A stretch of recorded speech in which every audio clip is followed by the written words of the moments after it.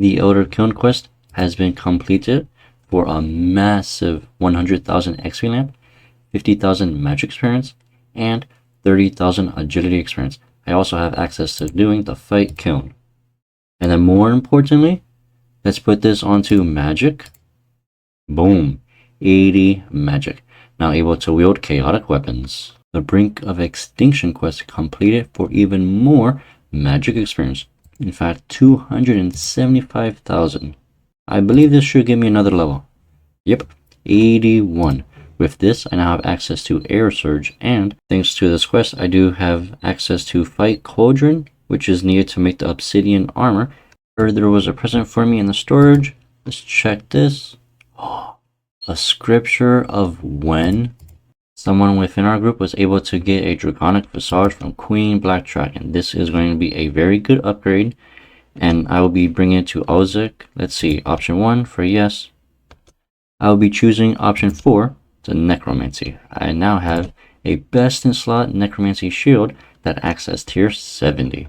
More importantly, when I have my conjurers active, they will no longer get removed when I do want a resonance hit from Jad. The joy of killing warp tortoises for their tortoise shell, so that I'm able to make the war tortoise beast of familiar for the fight kiln, since I will be expecting to use a lot of food, mainly because those monsters are very high level compared to the fight caves, where they will be more accurate. After probably about 30 minutes, I was only able to get 17 tortoise shells. However, this will be enough for the fight kiln. I could probably do it with all 3 styles, and probably something else, maybe God Wars Dungeon 1, since I still need subjugation items for the Greater Ensouled Cloth for the Kilowa's Royal DPS armor set.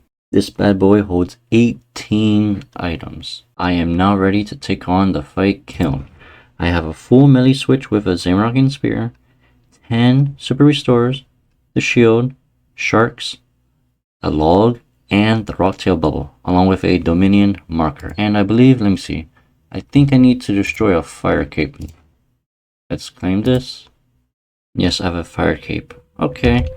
Option 2, let's destroy this fire cape. Now have access to the fight kiln. The Dominion marker is actually one of the very most powerful items, and that is when you do place it and then an enemy hits you, you will get a +7 stat boost pretty much forever. That does get renewed, although that does take quite a while. And this is pretty much like the God Banner, except the God Banner does +5 boost, and you actually have to activate it for that 30 minutes. This Dominion marker, all you have to do is plant it, and then if you're fairly close enough to it, you will get that boost. As for the very starting waves of the fight kiln, it's actually pretty easy, and then you will notice at the end of very specific waves, for example, the invulnerability crystal, you will get that at the end of waves 2, 14, and 26. Using this, players will be immune to all damage for 30 seconds. Keep in mind that this does not work while you are fighting those little armadillos. The other crystal that you will want to pick up will be the Restoration.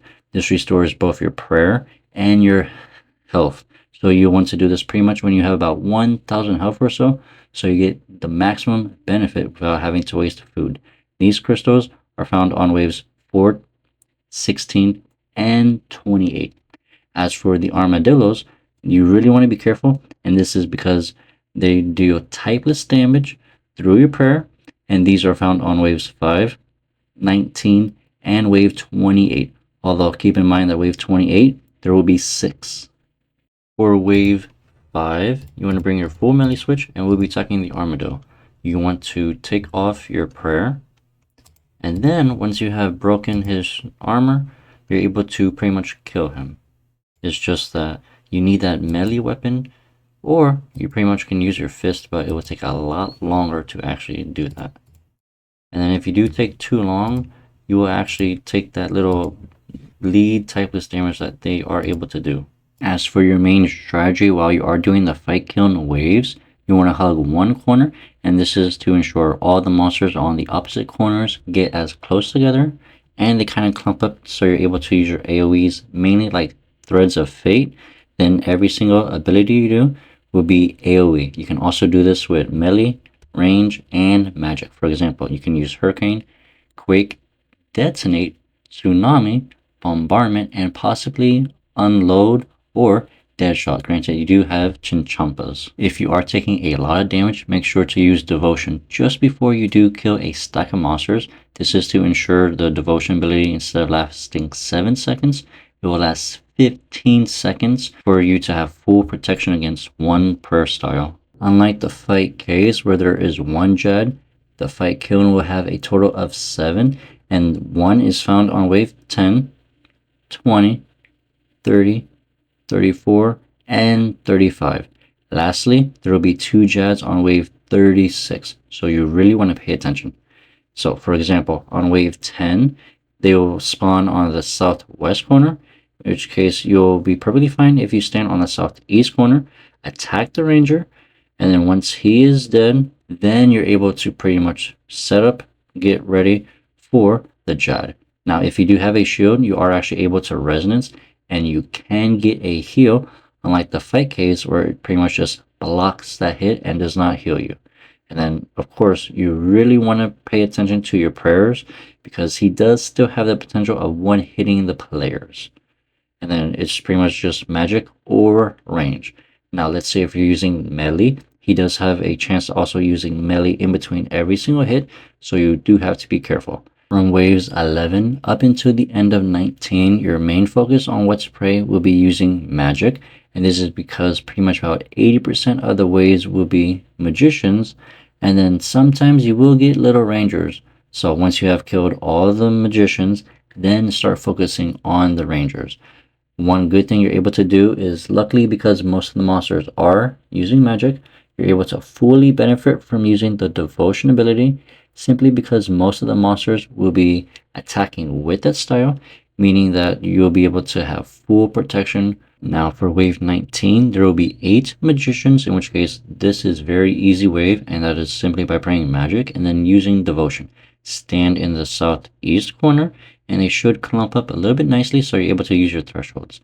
And then if you do notice, in the very northeast, there is yet another armadillo. You have to do the same thing as you did on wave 5, in which case you want to switch to your full melee, then start attacking about. Only do that after you have killed all the majors. Just, of course, swap your weapons to necromancy and then defeat the armadillo once his armor has broken. Just before the end of the wave, you want to be in the southeast corner. This is to ensure that you do trap the Jad that spawns to the southwest, so you're able to freely kill that one minion, then you're able to focus on Jad.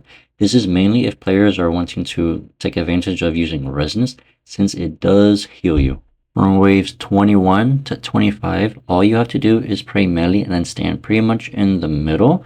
And this is because throughout all those waves, the monsters are melee only and they'll cluster up very nice. So please take advantage of using all of your possible AoEs. From wave 26 up until the end of wave 28, you'll pretty much want to pray either magic or range, and then make sure to stand in the middle north of the little obstacle rock, and this is because the melee spawns will always spawn to the south, in which case it will always get trapped. Afterwards, then you're able to pretty much either safe spot them or deal with the major and rangers to the northeast and the northwest. Wave 29 is by far the most hardest wave, and this is because if players are staying in the very middle, all 6 armadillos will be able to attack you. So your safe bet would have to be stay in one corner, then start attacking the 2 that are only able to attack you. And of course, get rid of the single major that does spawn in the northwest corner. And then remember, for the armadillos, you will need to use a melee. And even if you are using the invulnerability crystal, their special attack will still bypass that. So you do need to be careful, as that soft, hard, typeless damage will still be able to do 2,000 damage. And if there's 2 armadillos on you, they do have a potential of KOing you. Wave 29 is pretty much a freebie, and this is because all the monsters will be attacking you with melee. Simply stand in the middle, pray devotion, use Threads of Fate, and then just pretty much hit all of them in the world. For wave 30, there will be another Jad who is in the southwest corner. For this, I have found it's easiest if you just go directly east of him, and this is because the meleers, since they are huge monsters, they will get stuck behind one another. And then the best way to take them down is not by attacking them. You want to attack Jad, Threads of Fate, Then start using your Volley of Souls, tier 70 Necromancy spec weapon, 80 or 90, whatever you do have, and I will finish off the Meliors. The next 3 waves are pretty much a freebie, and that is because wave 31, all the monsters will be attacking you at range. For wave 32, all the monsters will be using melee, and then wave 33, all the monsters will be using magic. So you're able to get the full benefit of using the devotion ability, and then you're able to use Threads of Fate to quickly defeat them all. From here on out, for wave 34, Jad will spawn in the southeast corner, so you'll have to pay attention because it is no longer at the southwest corner. For this purpose, we'll be taking a little bit of extra damage simply because the Melior will be attacking us a little bit longer. As for wave 35, Jad will now spawn in the northeast corner. So once you are able to trap the Melior on the west wall like I am doing in the middle. This is to ensure you to use as least amount of food as possible, since pretty much all the monsters will be attacking you and you can't prey flick every single monster. Now that we are getting to the end of the fight cone, the waves will be a little bit difficult, and for that purpose I'll be leaving one Melior and putting all of my items into the Beast of Familiar. This is because the Melior is unable to attack us while we do actually drop our Rocktail Bubble, or in my case I did drop a Swordfish. And then of course light a log, collect one more item from the Rocktail Bubble, and we'll be cooking all of our food. This is so that we're able to replenish our full inventory, since we did use a good portion throughout the earlier waves to make the final waves much easier. When we do kill this little guy, it'll be wave 36 double Jads.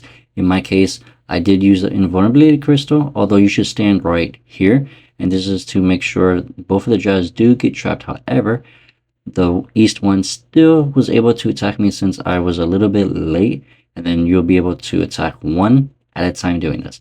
You are able to actually do them together since their attacks will be offset, so you should be fine, but using the little obstacle in the middle will be even easier since you only have to kill one at a time.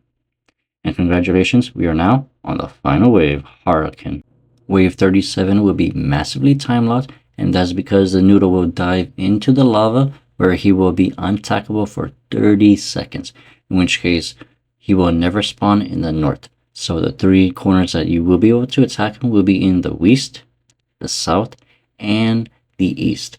Lastly, while you are waiting those 30 seconds, he will start spawning monsters in sets of 2, and they do quite stack up over time, so you are able to actually kill them. But instead of using your thresholds and ultimates, you want to save that along with your Volley of Souls, because after 30 seconds the boss will spawn, in which case you will have a total of 30 seconds to attack him for the very first time.